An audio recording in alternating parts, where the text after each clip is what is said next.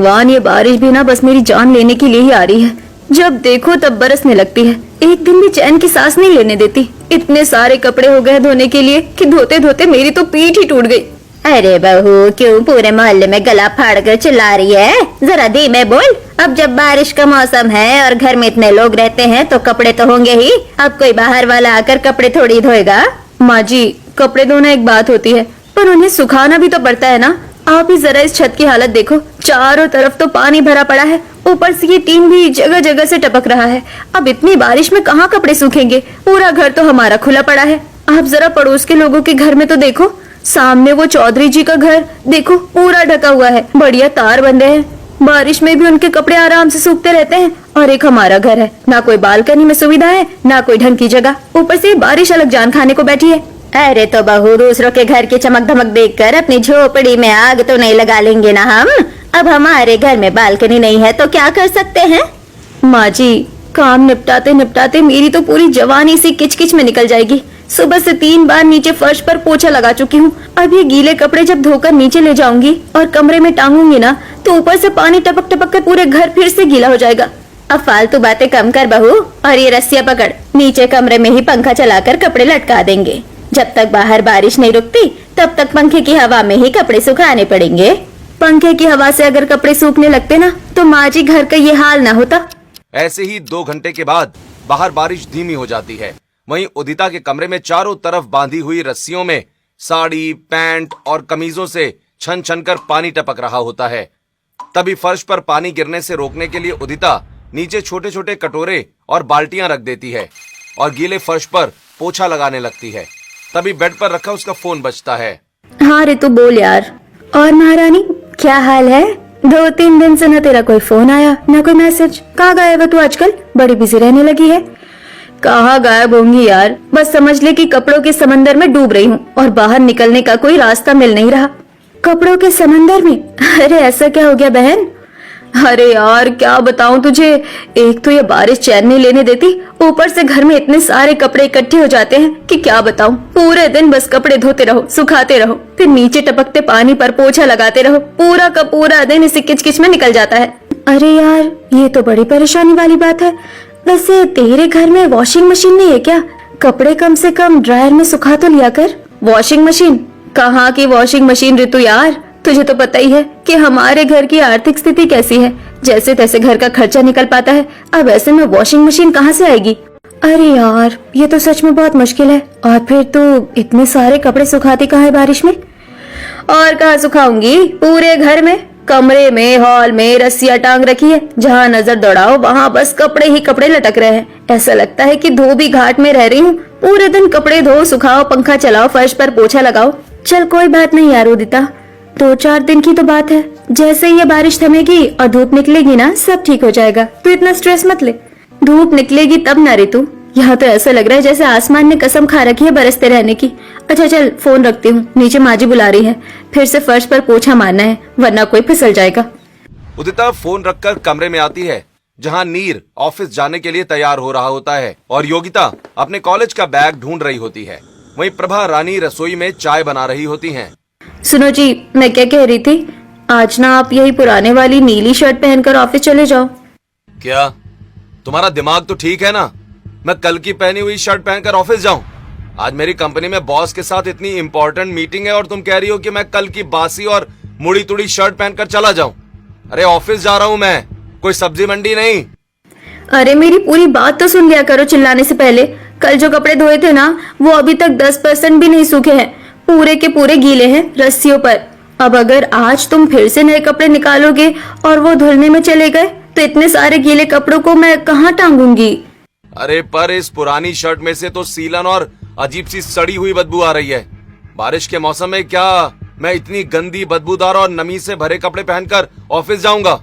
रास्ते में या ऑफिस में कोई पास आकर खड़ा होगा तो क्या सोचेगा? हाँ भाभी, भाई बिल्कुल सही कह रहे हैं। मुझे भी देखो ना, 2-3 दिन से लगातार यही एक कुर्ती पहनकर कॉलेज जा रही हूँ। मेरी सहेलियां तो मुझे देखकर मुंह बनाने लगी है। आज तो मुझे हर हाल में अपने कपड़े चेंज करने ही पड़ेंगे। मैं ये पुरानी कुर्ती दोबारा नहीं पहनने वाली। अरे बिटिया, एक दिन की तो बात है, एक दिन और पहन लेना वही कुर्ती। कौन सा तेरी कुर्ती में कोई कीचड़ लग गया है या वो मैली हो गई है? बारिश का मौसम है, थोड़ा सब्र रख, जैसे ही आसमान खुलेगा सब कपड़े धोकर सुखा देंगे। नहीं माँ, आप समझते क्यों नहीं हो? मेरी फ्रेंड्स कॉलेज में मुझे टोकती है। कल तो सीमा ने साफ साफ कह दिया, तू क्या रोज एक ही सूट पहनकर कॉलेज आ जाती है? तेरे घर में कपड़े नहीं है या तू नहाती नहीं है? मुझे उनके सामने कितनी शर्मिंदगी महसूस होती है।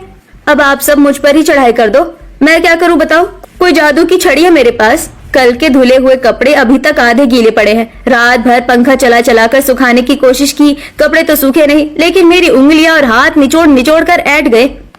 देखो उदिता, मुझे फालतू की बातें मत सुनाओ। मुझे हर हाल में साफ और सूखी हुई सफेद शर्ट चाहिए। मेरी वो सफेद वाली शर्ट कहाँ रखी है? आज की मीटिंग मेरे करियर के लिए बहुत जरूरी है। वो सफेद शर्ट तो अभी पूरी तरह सूखी ही नहीं है, पीछे से पूरी गीली पड़ी है। क्या अभी तक नहीं सूखी? 4 दिन हो गए उस शर्ट को धुलते हुए। 4 दिन में एक शर्ट नहीं सुखा सकी तुम? तुम्हारे पास दिन भर घर में बैठकर काम ही क्या रहता है उदिता? एक कपड़े सुखाना भी तुमसे ढंग से नहीं होता क्या?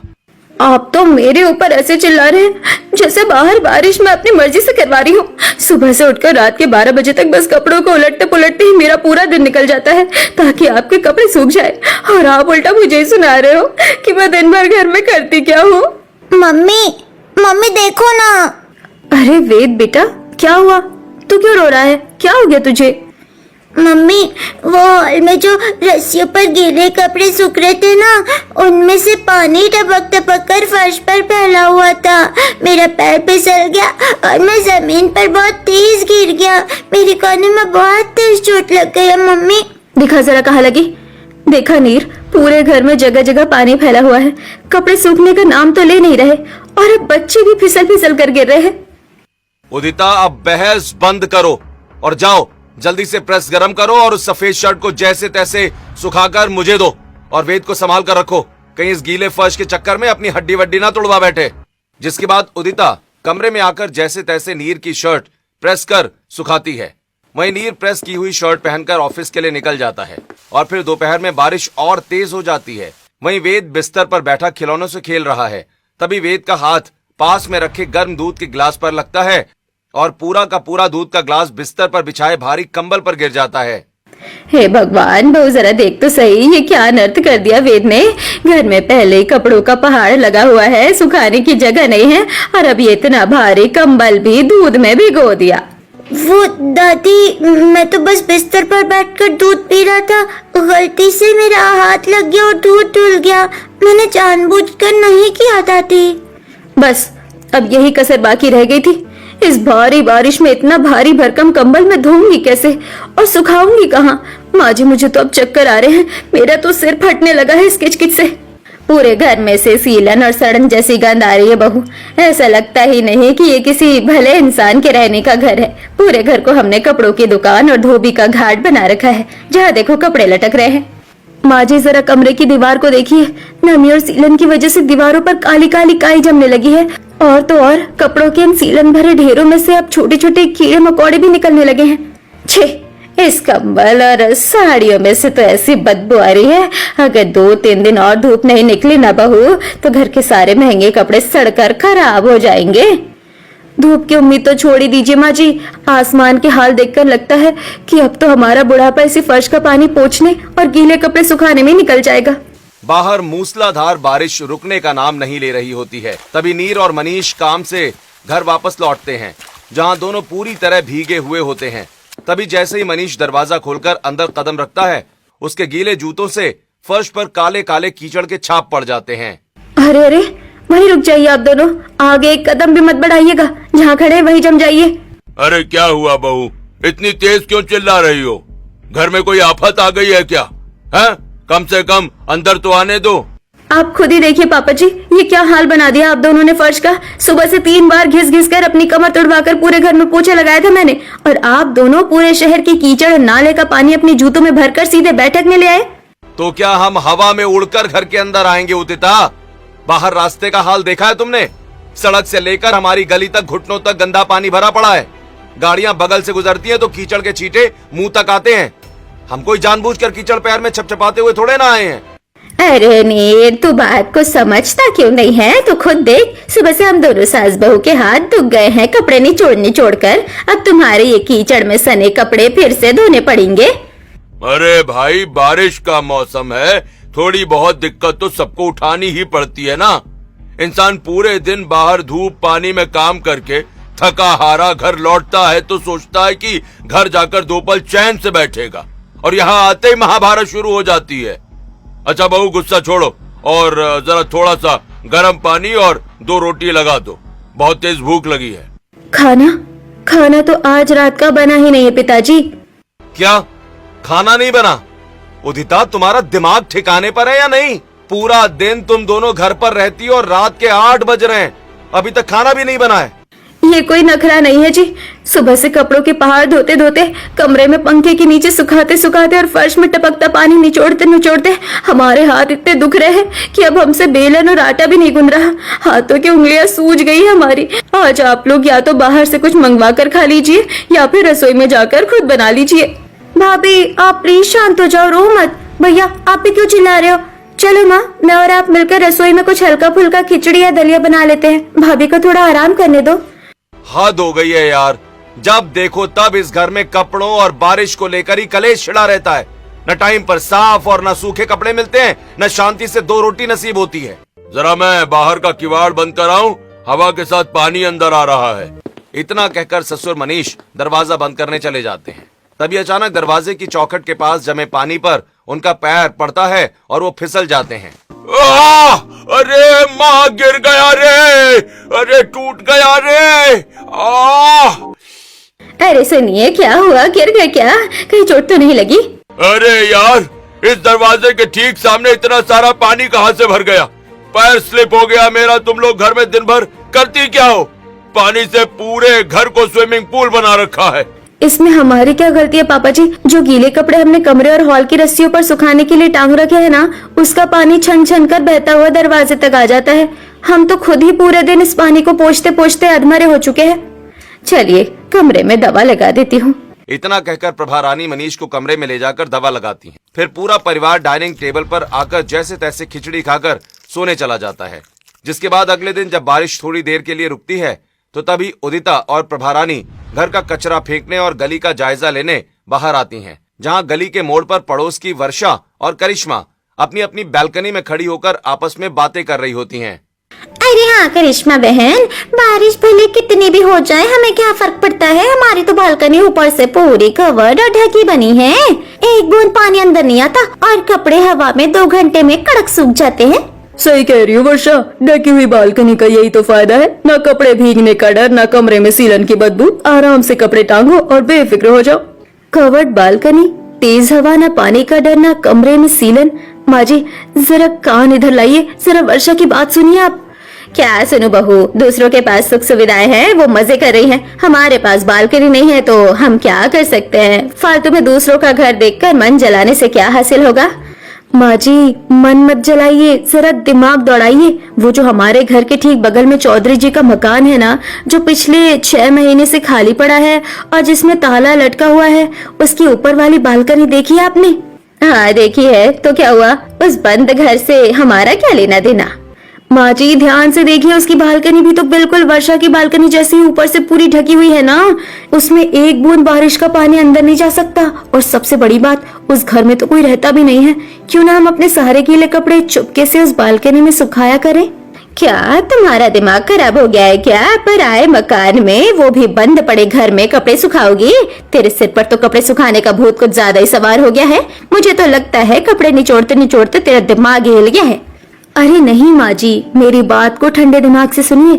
उस बालकनी में सामने से बहुत तेज हवा आती है। अगर हम वहाँ कपड़े टांग देंगे तो 2 घंटे में सारे कपड़े सूख जाएंगे। न हमारे घर में सीलन भरेगी, न बदबू आएगी, न फर्श पर पानी फैलेगा।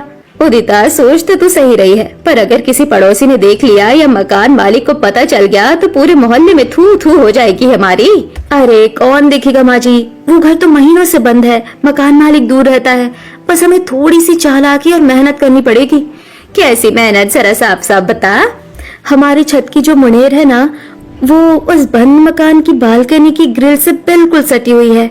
हम छत पर लकड़ी की सीढ़ी लगा देंगे। आप सीढ़ी से धीरे से उतरकर उस बालकनी के अंदर चली जाना। मैं छत से आपको रस्सी में हैंगर में कपड़े लटका लटका कर खिसकाती जाऊंगी और आप वही ग्रिल पर सुखा देना। किसी को कानो कान खबर भी नहीं होगी। चल ठीक है, इस रोज रोज के कलेश कीचड़ और नीर के तानों से तो मुक्ति मिलेगी। आज दोपहर में ये काम करते हैं। ऐसे ही दोपहर के समय मोहल्ले के सन्नाटे में बारिश भी हल्की पड़ चुकी थी। तभी उदिता ने अपनी छत की मुडेर से सटाकर एक भारी लकड़ी की सीढ़ी बगल वाले बंद घर की बैल्कनी की ग्रिल के अंदर टिका दी, जहां से प्रभा रानी बड़ी सावधानी से साड़ी संभालते हुए सीढ़ी के पायदानों से उतरकर बैल्कनी के अंदर पहुंच जाती हैं। वहीं उदिता छत से भारी कपड़ों की बाल्टी लिए नीचे की तरफ झुककर कपड़े पकड़ा रही होती है। माँ जी जरा कस के पकड़िए, ये नीर की भारी वाली 2 जीन्स पैंट है, बहुत भारी है। जरा अपने हाथ ऊपर लंबे करके खींचिए इसे। अरे धीरे धीरे बहुरानी, जरा अपनी आवाज नीचे रख। कोई नीचे सड़क से गुजरेगा तो आवाज सुनकर ऊपर देखने लगेगा। जरा तू छत की मुंडेर से नीचे सड़क पर भी नजर रख ले, कोई आ जा तो नहीं रहा। कोई नहीं है माँ जी सड़क पर। इस टाइम सब अपने अपने कमरों में पंखा चलाकर सो रही है। उफ, ऐसे छत से नीचे झुक झुक कर कपड़े पकड़ाने में मेरी तो कमर के सारे जोड़ ढीले हो गए, हाथ भी खींच खींच कर लंबे हो गए मेरे। वाह बहू, यहाँ तो वाकई बहुत बढ़िया और तेज हवा चल रही है। देखना शाम के 6 बजने से पहले पहले सारे कपड़े एकदम कड़क सूख जाएंगे। कपड़े तो कड़क सूख जाएंगे माँ जी, पर मेरी कमर का क्या? अब दोबारा नीचे झुकने लायक नहीं बची है। इतना दर्द हो रहा है कि लग रहा है कि रीढ़ की हड्डी ही खिसक गई है। अरे थोड़ी बहुत मेहनत और दर्द तो सहना ही पड़ेगा ना बहू। जब कपड़े सूखकर बिना किसी झंझट के अलमारी में चले जाएंगे तो शाम को घर में शांति भी तो रहेगी। इतना कहकर प्रभा रानी सीढ़ियों से वापस अपनी छत पर चली आती हैं। ऐसे ही शाम हो जाती है। नीर और मनीष काम से वापस घर लौटते हैं। वहीं बाहर हल्की बारिश हो रही होती है, लेकिन आज घर के अंदर का नजारा बदला हुआ होता है। फर्श पूरी तरह सूखा हुआ चमचमा रहा होता है। वहीं रस्सियों पर कोई गीला कपड़ा टंगा नहीं दिखता। और तो और वहीं आज कमरे में सीलन की बदबू की जगह ताजगी महसूस हो रही होती है। अरे आज क्या बात है, आज घर इतना साफ और सूखा सूखा सा क्यों लग रहा है? हाँ नीर, आज तो कमाल हो गया। न कहीं फर्श पर पानी टपक रहा है, न बर्तन रखे हैं, न ही जूतों के कीचड़ पर कोई चिल्लाने वाला है। उदिता, आज तो तुम्हारा मूड भी बड़ा शांत और रिलैक्स लग रहा है। क्या बात है, कोई चमत्कार हो गया क्या? अरे नहीं जी, कोई चमत्कार नहीं हुआ, बस ऐसे ही। क्या हम लोग कभी मुस्कुराकर काम नहीं कर सकते? थोड़ा सा घर में सुकून क्या मिला, आपको तो अचरज होने लगा। हाँ हाँ नीर बेटा, बस समझ ले कि हमने कपड़ों का अपना इंतजाम कर लिया है। तो बिना फालतू की चिंता किए चुपचाप गर्मा गर्म चाय पी और आराम कर। ऐसे ही अगले